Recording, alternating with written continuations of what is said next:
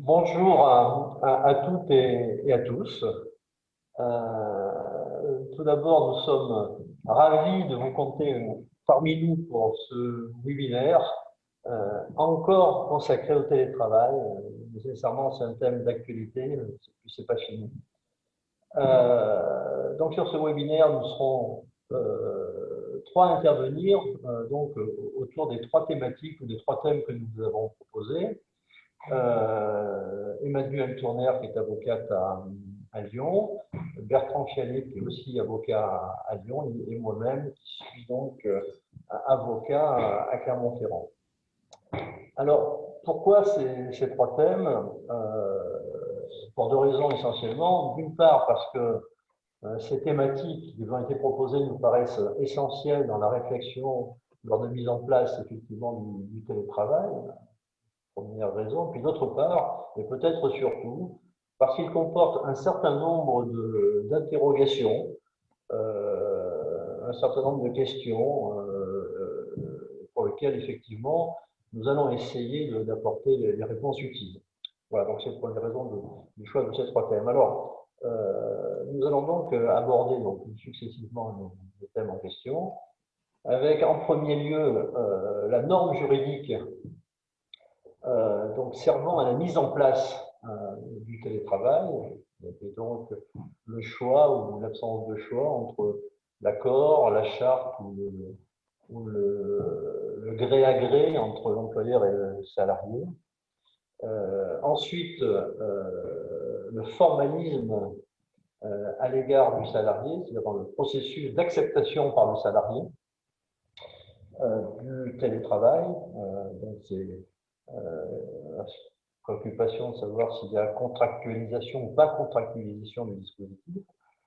C'est Bertrand Fialet qui traitera de ce thème. Et puis, enfin, le troisième élément de réflexion, donc, le problème de la prise en charge des frais à l'occasion du télétravail, avec là aussi un certain nombre d'incertitudes. Et là, c'est Emmanuel qui, donc, abordera cette thématique. Alors, premier thème, et je me donne la parole que j'avais déjà, donc ce qui a trait donc à l'outil. Accord collectif ou charte, a-t-on le choix? Première interrogation. Et donc, à l'égard de cette interrogation, ce que prévoit d'abord le texte du Code du travail, donc l'article L1222.9 du Code du travail, qui prévoit donc que le télétravail est mis en place dans le cadre d'un accord ou à défaut dans le cadre d'une charte élaborée par l'employeur après avis du CSE, s'il en existe, et puis en l'absence d'accord collectif ou de charte, lorsque l'employeur convient de recourir au télétravail, il formalise leur accord par tout moyen. Donc on a le sentiment qu'il y a trois situations possibles, l'accord collectif, accord d'entreprise, la charte, et puis la relation directe entre le salarié et l'employeur, où là on nous dit ils formalisent leur accord par tout moyen. Donc on s'en va, il y a trois possibilités qui auraient pu apparaître alternatives. En fait, la question qui se pose, c'est de savoir est-ce que véritablement il y a le choix entre la négociation d'un accord, le recours à une charte ou l'accord de gré. En fait, à cette première interrogation, il semble qu'il y ait des éléments de réponse, ou une ébauche de réponse, à partir donc de décisions jurisprudentielles, d'intervention de la Cour de cassation, dans des situations voisines, où effectivement, dans le Code du travail, dans ces situations, on trouve souvent la formulation à défaut ou en l'absence. Et donc, il y a deux décisions de la Cour de cassation auxquelles il est utile de se référer. La première, elle concerne, vous savez, la mise en place du CSE et plus particulièrement la définition des établissements distincts lors de la mise en place du CSE, où effectivement le texte qui intervient sur cette thématique, c'est-à-dire que l'article 2313-3 du Code du travail, prévoit que effectivement il y a donc la capacité pour l'employeur de définir les établissements distincts dans le cadre de la négociation d'entreprise, par accord collectif d'entreprise. Et puis, on lit un petit peu plus loin, toujours dans ce texte, qu'en l'absence d'accord, l'employeur fixe.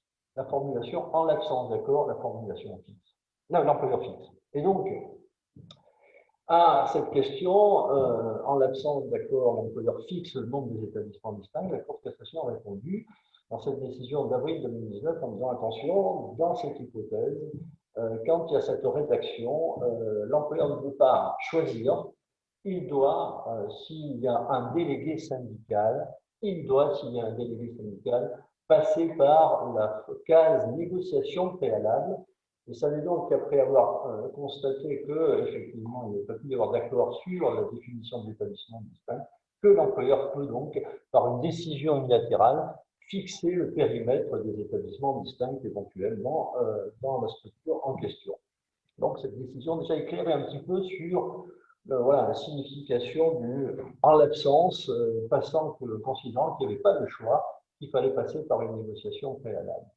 La deuxième décision plus récente, celle-ci à laquelle il est possible de se référer, c'est effectivement le vote électronique lors de mise en place des élections professionnelles, recours au vote électronique. Et là encore, le texte dont il est question, c'est l'article R 2314-5 du Code du travail, prévoit que, effectivement, à défaut d'accord, alors c'est le à défaut cette fois, à défaut d'accord, l'employeur peut décider de mettre en place le vote électronique.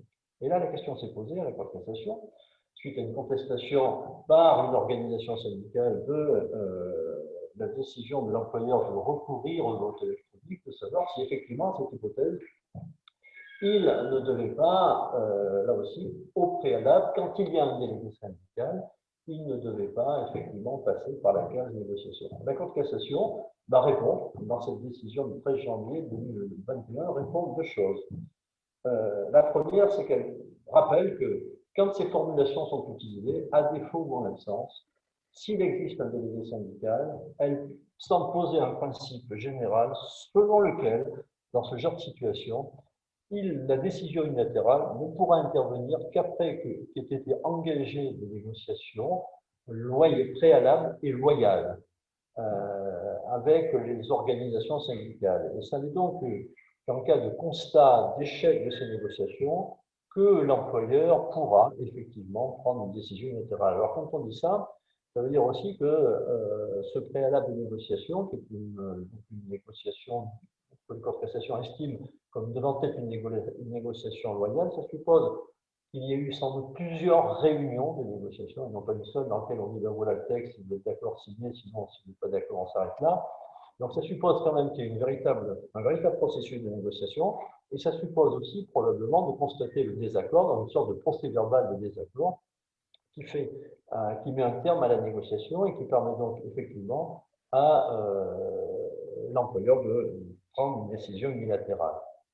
Donc, ça, c'est le premier élément de cette décision de la Cour de cassation de janvier 2021. Et la deuxième question, c'est celle qui est l'objet du litige, c'est de savoir si, quand il n'y a pas de délégué syndical, comme c'était le cas dans l'effet d'espèce, est-ce que l'employeur doit, avant même de prendre une décision unilatérale, toujours à partir du à défaut ou de l'absence d'accord, est-ce qu'il doit engager une négociation avec les élus?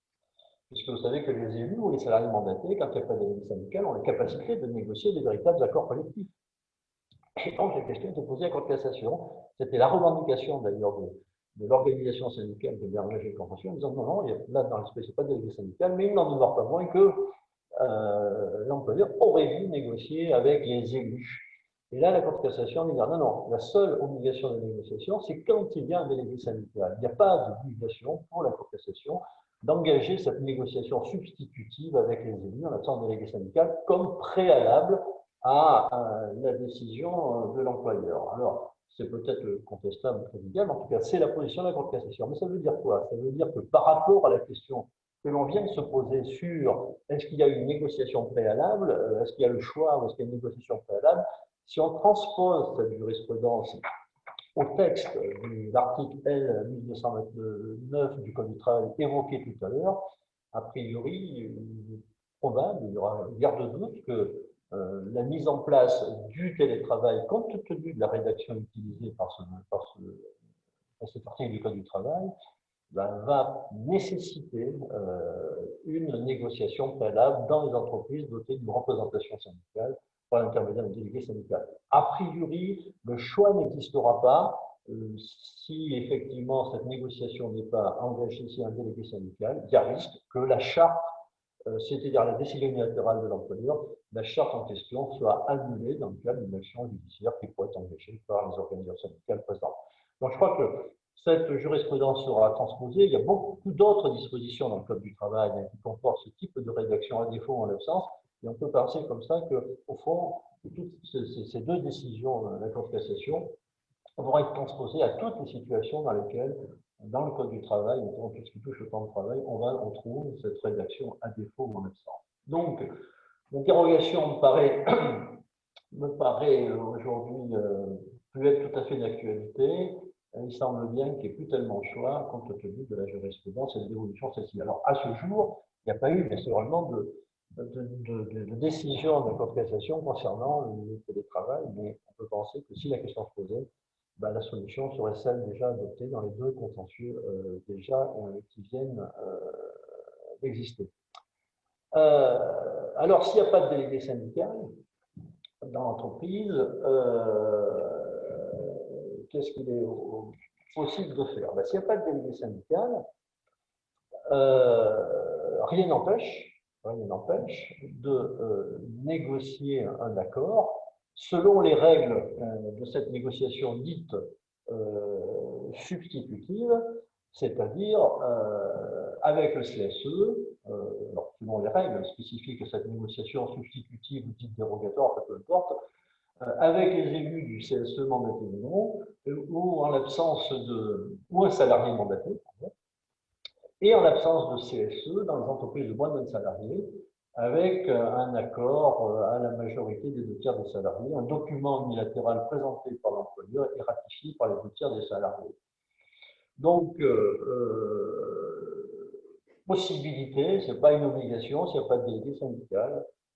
Donc, s'il n'y a pas de délégué syndical, compte tenu de la jurisprudence, on peut aussi imaginer que l'employeur ait la capacité directement d'élaborer une charte, donc sans cette négociation préalable. Voilà, donc, deux situations distinctes, délégué syndical, il n'y a pas de choix.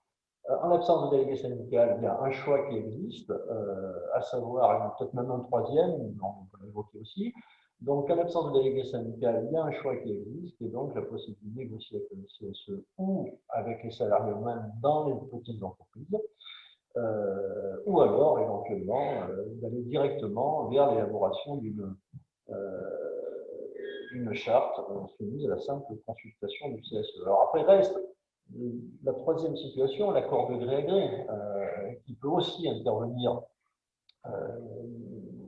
dans ce genre de situation, mais je crois que l'accord de gré à gré, si ceci peut être évité, je crois que c'est préférable, pour tout un tas de raisons, et on en évoquera tout à l'heure, pour éviter de contractualiser le dispositif de télétravail. Alors, entre la négociation substitutive et la charte, est-ce que, effectivement, là je crois que c'est un problème de relations sociales, de la vie sociale. Personnellement, je pense qu'il vaut mieux essayer malgré tout de négocier avec les élus ou avec les salariés pour éviter d'être dans la situation de devoir faire une charte ou éventuellement et surtout de ne pas d'avoir recours à un accord de gré à gré. Alors, en l'absence d'accord ou de charte, c'est ce que prévoit le Code du travail, c'est formalisation du recours au télétravail, ça noté dans ce dispositif, par tout moyen, prévoit le texte. L'ANI de 2020 prévoit que c'est un accord de gré à gré. Comme je vous l'ai indiqué à l'instant, je crois qu'il est nécessaire, quasiment indispensable, d'éviter d'avoir recours à cet accord de gré à gré, parce que forcément, il y a deux aspects, si vous voulez, dans cette option accord de gré à gré. Le premier, c'est que forcément, on va essayer un document qui risque de contractualiser le principe du télétravail, ce qui peut être une véritable catastrophe, surtout s'il y a un retour arrière à faire, ce qui peut être envisageable, naturellement, peut-être nécessaire dans le temps. Donc, accord de gré à gré, pour éviter de contractualiser. Et puis, parce que par ailleurs, dans cet accord de gré à gré, j'imagine qu'on ne va pas tout pouvoir prévoir, c'est-à-dire on va prévoir peut-être la durée, sauf la durée du télétravail, mais ensuite tous les autres éléments, notamment la réversibilité, tous ces éléments-là, compliqués à intégrer dans un accord de gré à gré. Donc pour ces raisons, moi, je crois que il faut éviter cette norme et donc rentrer ou dans le processus de négociation avec les DS, c'est clair, ou le cas échéant de faire avec les élus, ou le cas échéant de faire appel, de mettre en place une charte, mais je crois qu'il faut éviter ce dispositif d'accord de gré à gré, ou alors il va concerner une toute petite entreprise dans laquelle il y a 2-3 salariés, dans laquelle effectivement c'est peut-être trop compliqué de mettre en place une charte pour organiser le télétravail. Voilà. Et puis donc, dernier élément, en cas de circonstances exceptionnelles, c'est la situation actuelle, d'autres situations qui seraient de nature à être dans cette situation de circonstances exceptionnelles, ben là, la question de la négociation préalable se pose moins, puisque là, c'est des situations d'urgence qui peuvent passer par une décision unilatérale de l'employeur et puis une consultation du CSE pouvant être postérieure. Alors, ce que recommande, dans ce genre de situation, ce que recommande la niche dans l'article de la mise de 2020, c'est effectivement, quand on met en place, quand on a un peu le temps de le faire, quand on organise le télétravail, quand on a un peu le temps de le faire, ben, c'est effectivement de régler là aussi par la négociation, avec les délégués syndicales ou avec les élus, ou le cas échéant dans une charte, un petit peu ce qui doit se passer quand on est dans la mise en œuvre d'une situation de télétravail dans des circonstances exceptionnelles. Voilà à peu près ce que je voulais vous indiquer dans cette première intervention. Donc, mon avis personnel, c'est qu'il faut privilégier une formule négociée. Alors, si un délégué syndical, il n'y a pas le choix. S'il n'y a pas de délégué syndical, peut-être aussi passer par la formule de cette négociation dite dérogatoire ou substitutive avec les élus ou un salarié mandaté. Voilà sur mon intervention. Ensuite, donc, la deuxième question, la deuxième norme juridique qui peut exister ou qui existe lors de la mise en place de ce dispositif de télétravail, c'est la relation, cette fois, avec le salarié, le volontariat, comment s'exprime ce volontariat, comment formaliser l'acceptation du salarié. Je vais donc passer le relais et donc à Bertrand qui va essayer de répondre à ces questions concernant la norme juridique à utiliser dans le cadre du volontariat de l'employeur et du salarié. Je vous remercie. Merci Michel. Pour rebondir sur la fin de votre intervention, en cas de circonstances exceptionnelles, la question du formalisme est très très différente qu'en période normale. Puisque en cas de circonstances exceptionnelles, l'article 1222.11 du Code du travail prévoit que le télétravail peut être considéré comme un simple aménagement du poste de travail rendu nécessaire pour permettre la continuité de l'activité de l'entreprise. En période normale, cette question doit être envisagée de manière très, très différente, puisque là, on est sur une situation où l'enjeu du télétravail est pour l'entreprise de choisir une organisation de travail centrée sur son efficacité et sur des attentes formulées aussi bien au niveau des directions, des salariés, des syndicats, des représentants du personnel et parfois des pouvoirs publics. Lorsqu'on parle du formalisme, l'enjeu sera donc de faire preuve de précaution et d'envisager les choses d'une manière qui permette une certaine souplesse dans le télétravail au sein de l'entreprise. Si l'on s'intéresse maintenant au télétravail et tel qu'il a été mis en œuvre, on va regarder dans un premier temps le télétravail d'avant et dans un second temps, les grands principes jurisprudentiels qui vont nous permettre de mieux comprendre la portée du volontariat et des attentes qui peuvent être celles du législateur en ce domaine. Donc, le télétravail d'avant. Il ressortait tant des dispositions de l'ANI du 19 juillet 2005 que de l'article 46 de la loi du 22 mars 2012 que le télétravail devait être mis en place par un contrat de travail ou par un avenant à celui-ci qui précisait les conditions de passage au télétravail et les conditions de retour à une exécution du contrat sans télétravail. L'entrée en vigueur de l'ordonnance du 22 septembre 2017 a modifié le texte de 2012. Son objectif a été rappelé dans le rapport remis au président de la République et il était d'instaurer un droit au télétravail sécurisé, souple, permettant une meilleure conciliation de la vie professionnelle et de la vie personnelle, notamment en venant indiquer que le télétravail peut être désormais mis en œuvre par accord collectif ou, à défaut, par le biais d'une charte rédigée par l'employeur, ou enfin par un accord de gré à gré formalisé par tout moyen, ce que Michel a évoqué avec vous et que l'on retrouve dans l'article 1229 du Code du travail. Toutefois, que se passe-t-il pour les contrats qui ont été conclus antérieurement à cette ordonnance? Eh bien, pour les salariés qui bénéficiaient de contrats conclus avant cette ordonnance, les dispositions de l'accord ou de la charte se substituent aux clauses contraires ou incompatibles, sauf refus du salarié.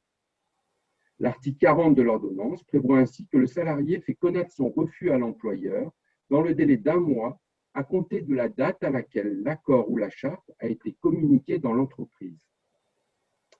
Dans le cas d'un refus du salarié, cela entraîne le maintien des clauses antérieures.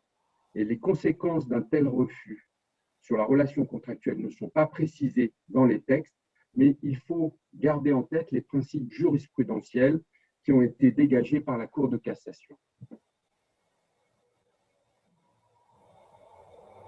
S'agissant de ces principes, la première règle qui mérite d'être rappelée ici est celle du volontariat. Le passage en télétravail repose uniquement sur le volontariat.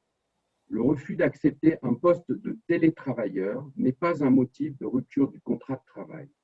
Il en résulte qu'un salarié ne peut y être contraint en dehors de circonstances exceptionnelles. Ce principe est rappelé par l'article 1229 du Code du travail.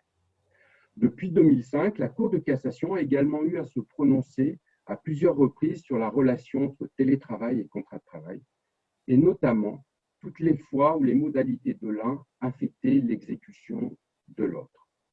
Parmi les principales décisions, on peut notamment mettre en avant l'arrêt de la Cour de cassation du 7 avril 2010, dans lequel la Cour de cassation indique que le recours au télétravail modifie le contrat de travail.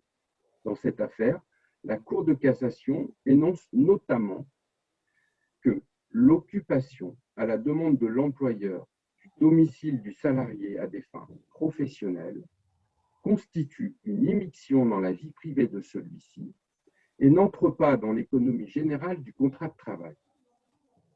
Que si le salarié, qui n'est tenu ni d'accepter de travailler à son domicile, ni d'y installer ses dossiers et ses instruments de travail, accède à la demande de son employeur, ce dernier doit l'indemniser de cette suggestion particulière ainsi que des frais engendrés par l'occupation à titre professionnel du domicile.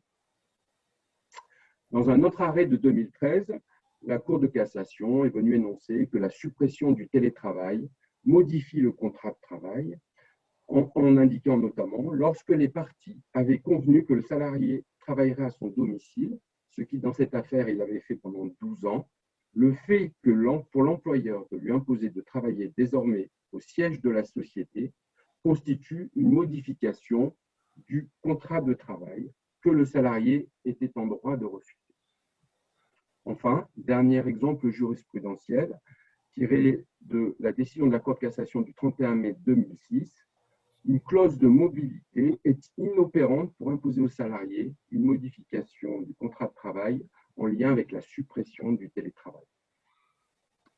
On voit donc que la Cour de cassation a dressé via ses décisions, a mis en place un certain nombre de principes jurisprudentiels qui s'appliquent à nos situations et notamment au formalisme qui est exigé s'agissant du télétravail. Le télétravail doit revêtir un caractère volontaire et nécessite un accord du salarié et de l'employeur. Toutefois, la forme de cet accord peut être différente. Contractualisé ou pas, s'agissant du télétravail régulier. Donc, nous avons plusieurs textes Les textes, donc l'article 1222.9 du Code du travail, précise qu'en l'absence d'accord collectif ou de charte, lorsque le salarié et l'employeur conviennent de recourir au télétravail, ils doivent formaliser leur accord par tout moyen. Le législateur n'exige donc plus que le consentement du salarié prenne la forme d'un avenant au contrat de travail, alors que l'ANI du 19 juillet 2005 l'imposait en son article 2. Quelles règles faut-il donc appliquer? Tout d'abord, l'ANI de 2005 prévoit une obligation de signer un avenant au contrat de travail pour le recours au télétravail régulier. Et cette ANI trouve encore à s'appliquer dans toutes les entreprises entrant dans son champ d'application. Entreprises dont l'activité est représentée par le MEDEF, la CPME ou l'UPA. Et seul l'accord d'entreprise semble pouvoir déroger à ces dispositions.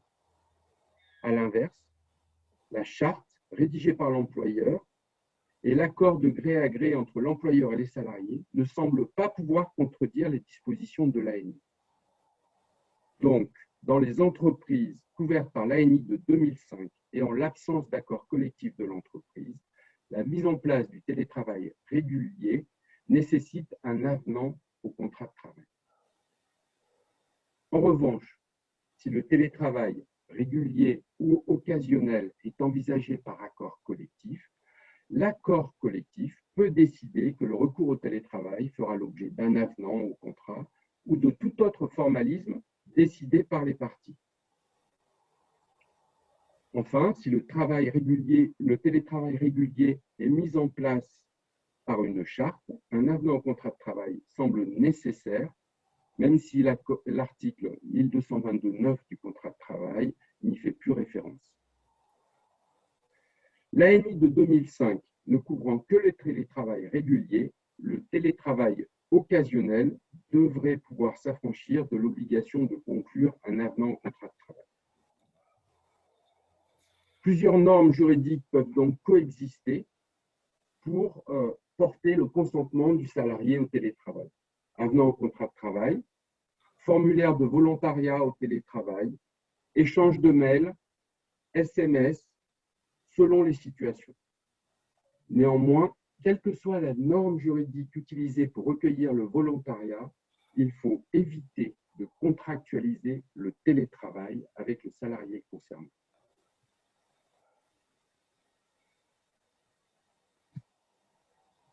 Éviter de contractualiser le télétravail. Ici, il faut bien distinguer ce qui relève du recueil du volontariat des salariés, ce que nous venons de voir précédemment, et ce qui relève de l'organisation du télétravail dans l'entreprise. Pour le volontariat, on vient de voir que celui-ci peut être recueilli sous différentes formes et par tout moyen. Il faut que ce document de volontariat reste le plus simple possible et renvoie à l'accord d'entreprise ou à la charte pour tout ce qui relève des conditions et modalités de mise en œuvre du télétravail.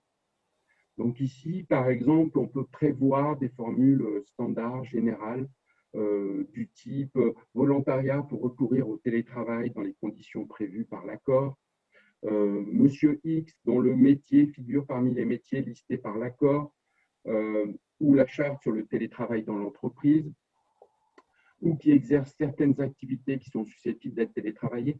Le document lui-même doit faire référence réellement à l'accord ou à la charte pour éviter de contractualiser le télétravail pour le salarié concerné.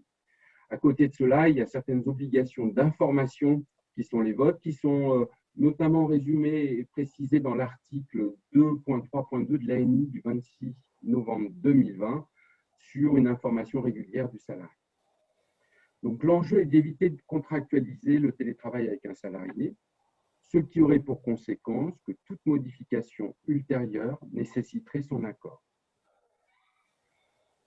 L'accord d'entreprise, ou à défaut la charte, devra être aussi précis que possible pour faciliter la mise en œuvre ultérieure du télétravail dans l'entreprise et reprendre point par point les éléments listés par le Code du travail en opérant leur mise en œuvre dans le contexte de l'entreprise et parfois en ajoutant des éléments qui vont refléter une culture managériale ou des rythmes d'entretien avec les salariés annuels ou à mi-année.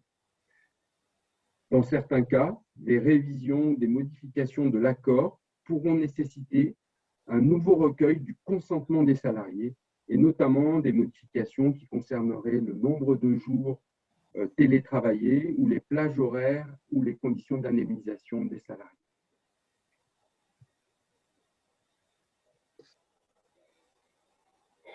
Enfin, sur cette question du formalisme, et pour terminer, en cas de circonstances exceptionnelles, donc, comme je vous l'ai indiqué, il s'agit d'un simple aménagement du poste de travail pour permettre la continuité de l'activité de l'entreprise et garantir la protection des salariés. Donc, un certain nombre de principes qui sont applicables aux situations de télétravail régulier ou en cas de circonstances normales ne s'appliquent pas. Double volontariat tel que prévu par l'ANI, pas d'avenant au contrat de travail en cas de circonstances exceptionnelles et un délai de prévenance et une information qui doivent être délivrées aux salariés d'une manière tout à fait succincte et simple. Un cas particulier doit être envisagé si le salarié refuse de télétravailler suite à la demande de l'employeur. Ça peut avoir pour conséquence une procédure disciplinaire. Et enfin, un dernier cas particulier qui est celui des salariés protégés pour lesquels on pense que même en cas de circonstances exceptionnelles, le recours au télétravail pour les salariés protégés suppose leur accord. J'en ai fini avec la question du formalisme, de la contractualisation, et donc je vais passer la parole à Michel ou à Emmanuel pour la troisième partie de notre intervention sur les frais. Emmanuel, puisque Emmanuel a traité effectivement des frais, est-ce que les frais sont ou non à la charge de l'employeur dans le cadre du télétravail. Emmanuel. Oui, merci Michel. On va voir ensemble donc, la dernière partie du webinaire qui concerne les frais. Je vais essayer de vous éclairer le mieux possible sur les obligations de prise en charge de ces frais professionnels dans le cadre du télétravail par l'employeur. Donc, on peut distinguer deux situations que vous connaissez tous, je pense, aujourd'hui. La première, elle concerne le télétravail régulier. Vous verrez que sur la prise en charge des frais, la réponse n'est pas si évidente que ça.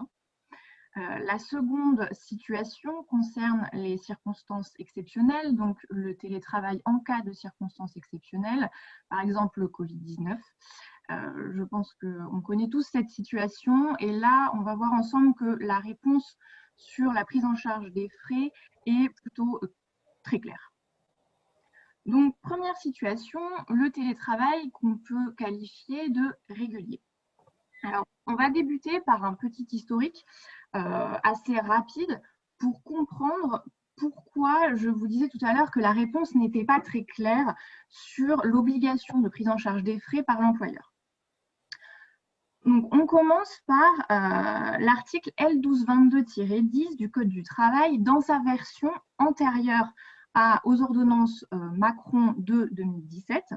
Pourquoi on commence par ça? Parce que vous irez revoir cette version sur Légifrance et vous remarquerez que là, le texte est extrêmement clair puisqu'il y a une obligation légale de prise en charge des coûts découlant directement du télétravail.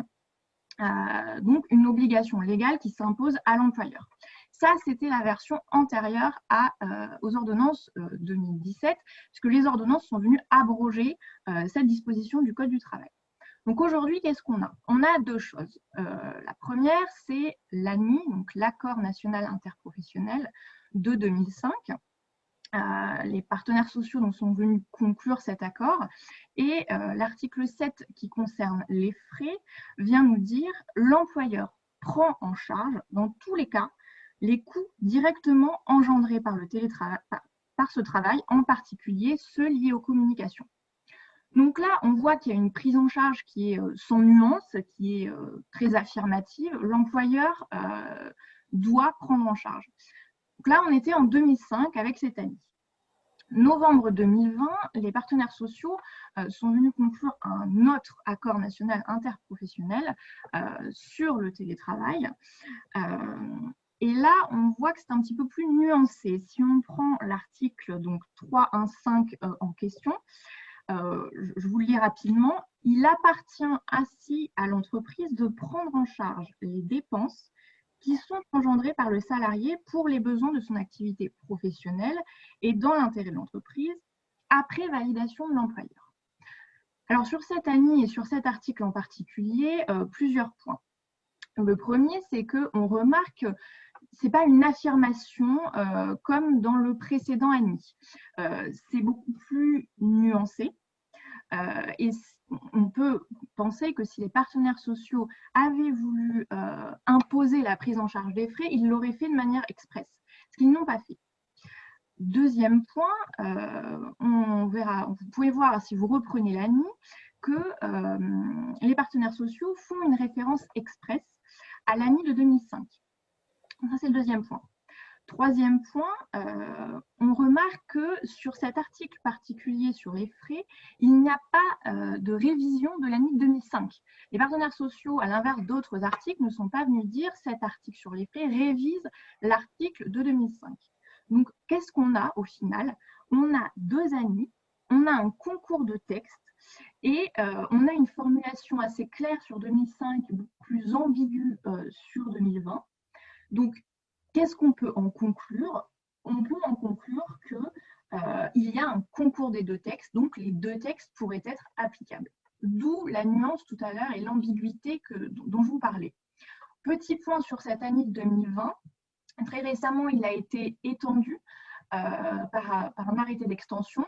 Et là où c'est intéressant, c'est qu'il y a eu une réserve émise par le ministère du Travail, en particulier sur les frais, sur cet article des frais, puisque le ministère du Travail est venu dire attention à la validation de l'employeur, donc des dépenses engagées par le salarié. Cette validation, elle doit bien être préalable à la mise en œuvre de ces dépenses et à la mise en œuvre du télétravail, et elle ne doit pas être postérieure. Donc, petite réserve émise par le ministère du Travail.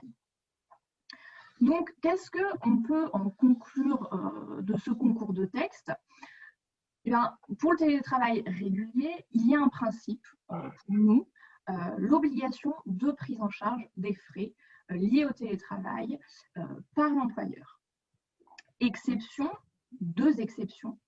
La première, elle concerne les entreprises des secteurs d'activité hors champ des ANI.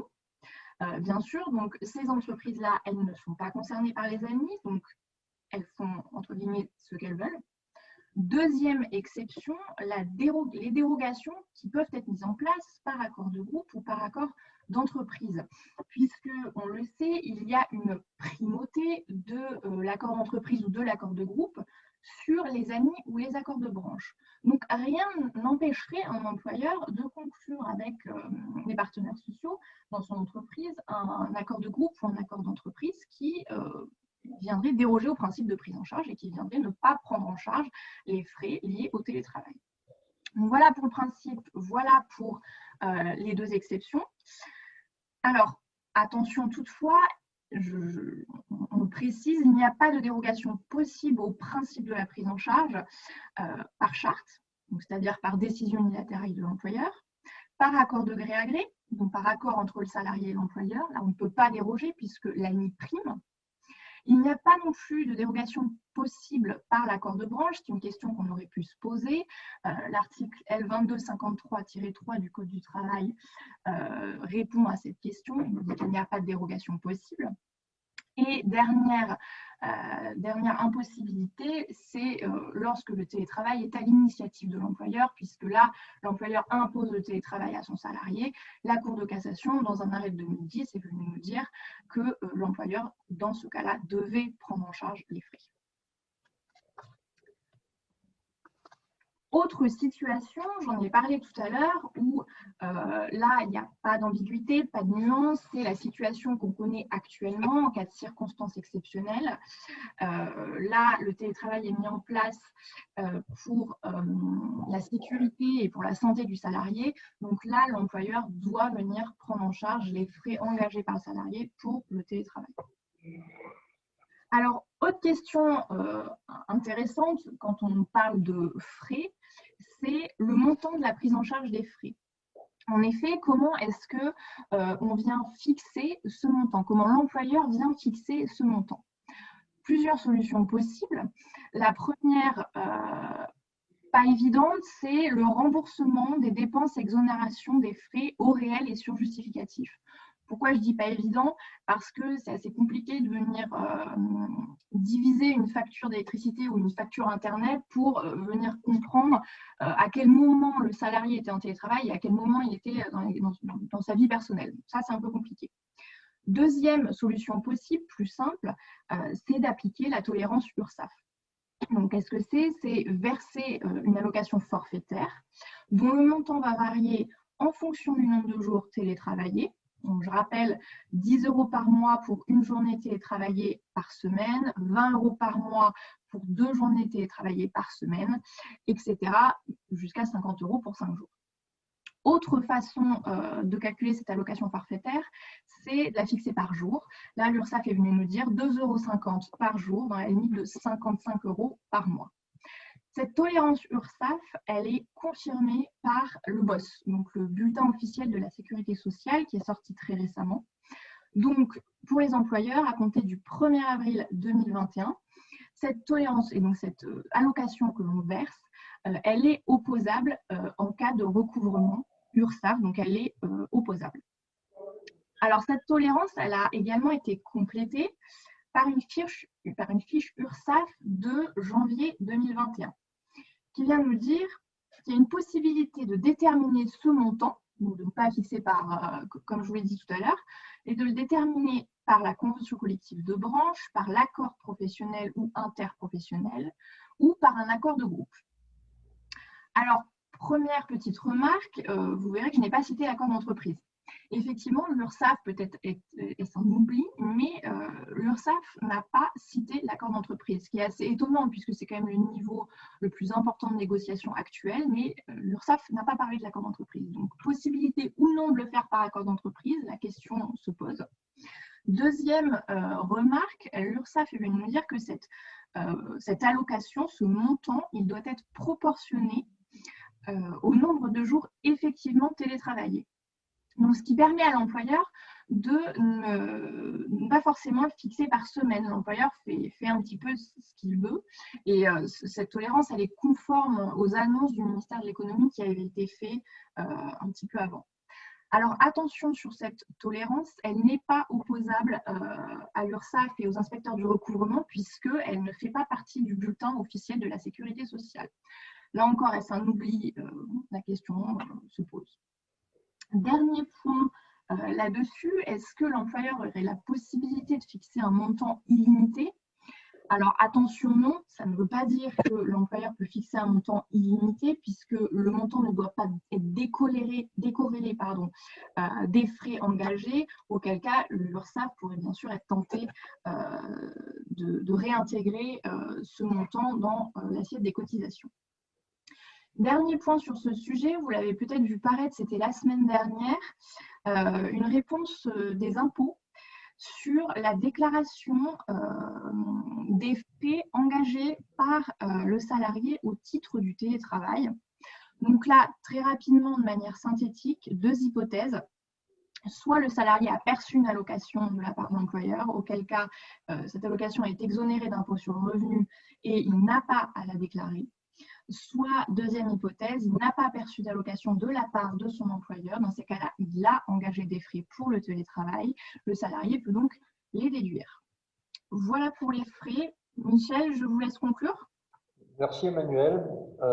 Écoutez, je crois que nous sommes arrivés au bout de ce petit moment passé ensemble autour du télétravail. Nous avons à peu près respecté le timing.